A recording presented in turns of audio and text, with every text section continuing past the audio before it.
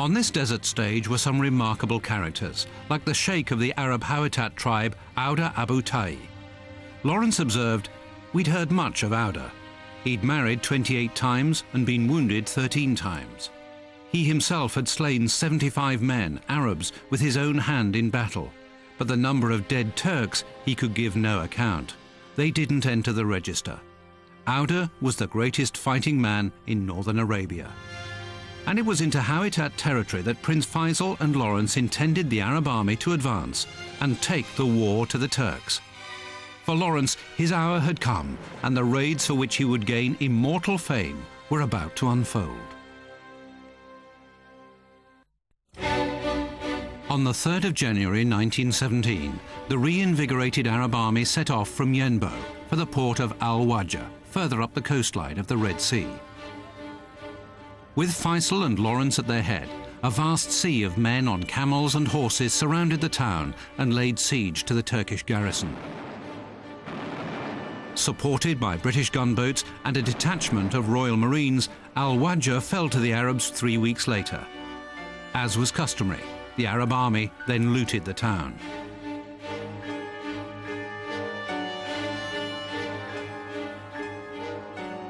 Al-Wajah became the main supply port for the Arab army and the base for further operations against the Turks.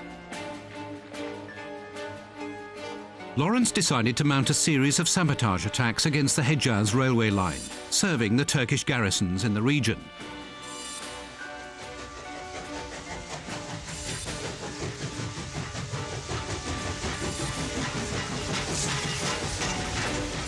But as a classic guerrilla fighter, he cautioned, "We must not take Medina. The Turk was harmless there. In prison in Egypt, he would cost us food and guards. We wanted him to stay at Medina and every other distant place in the largest numbers. Our ideal was to keep his railway just working, but only just, with the maximum loss and discomfort." He was welcome to the Hejaz Railway and the Transjordan Railway and the Palestine and Syria railways for the duration of the war, so long as he gave us the other 999 thousandths of the Arab world.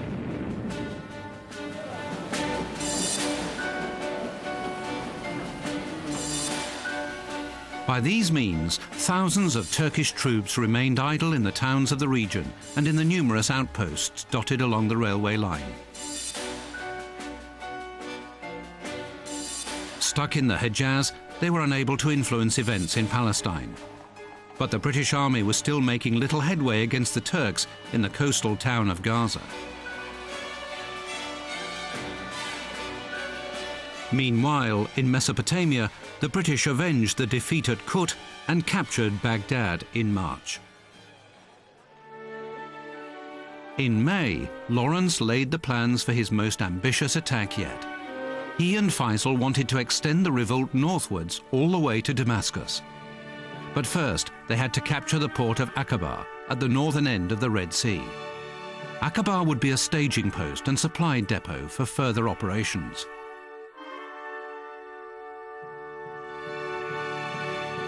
But the Turks had constructed virtually impregnable defensive lines in the high ground behind the town, and any attack from the sea was likely to meet the same fate as that of the Allies at Gallipoli.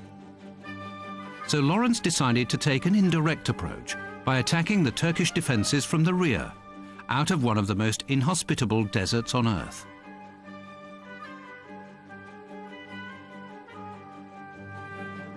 Together with the redoubtable warrior Auda, Lawrence and a small band of men set forth into the burning furnace of the Arabian desert. On this epic 2-month journey, he endured dysentery, malaria, and ulcerated saddle sores. As they came closer to Aqaba, Auda decided to raise more troops for the coming assault on the port.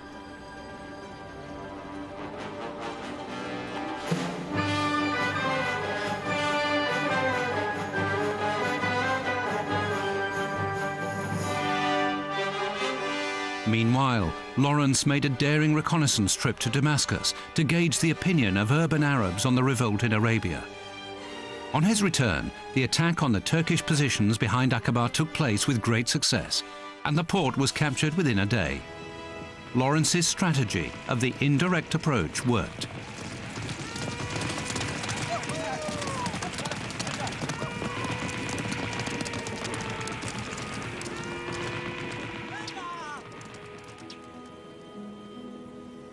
Fearing a Turkish counterattack, Lawrence immediately set off alone on a 150-mile camel ride to Egypt to obtain reinforcements and supplies from the British. Lawrence then went to Cairo to share news of the victory. He became an instant hero and was recommended for a Victoria Cross. But instead he was awarded the Commander of the Bath, since no British officer was present to witness his deeds on the battlefield.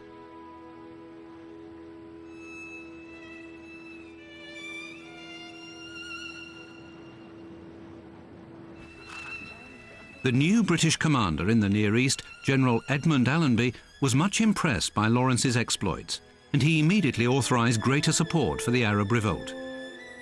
Lawrence took advantage of the goodwill and submitted a long list of needs, including supplies and money for the Arab cause. It was not unusual for Lawrence to handle sums of up to £200,000 in order to finance the Arab revolt.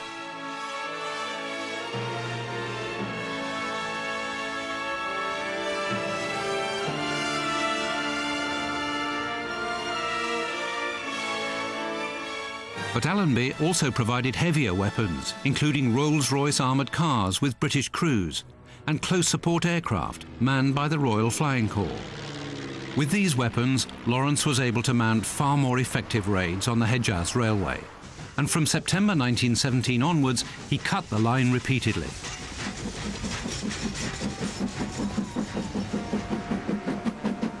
Although he had Royal Engineer specialists to blow up the lines, Lawrence delighted in the task himself.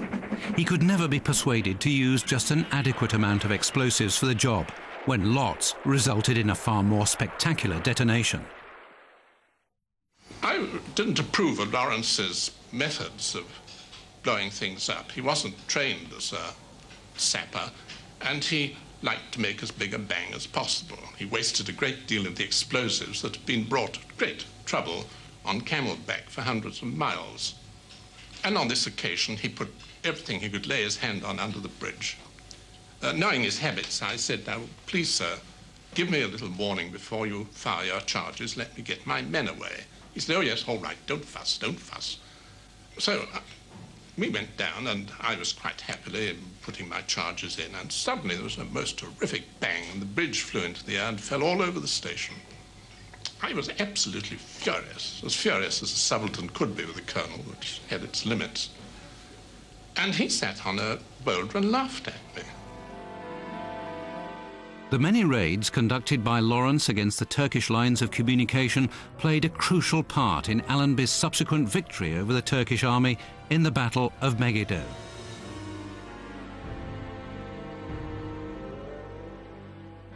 But Lawrence soon became distressed by the extent of the trust that Faisal and the Bedouin had placed on his word as a British officer. He had recently been made aware of the Allies' plan for the post-war Near East.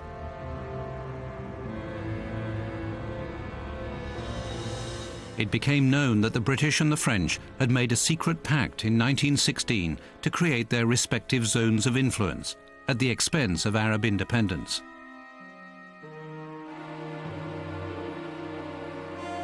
Lawrence wrote, "Not being a perfect fool, I could see that if we won the war, the promises to the Arabs were dead paper. Had I been an honourable advisor, I would have sent my men home and not let them risk their lives for such stuff. Yet the Arab inspiration was our main tool in winning the Eastern War. So I assured them that England kept her word in letter and spirit. In this comfort, they performed their fine things.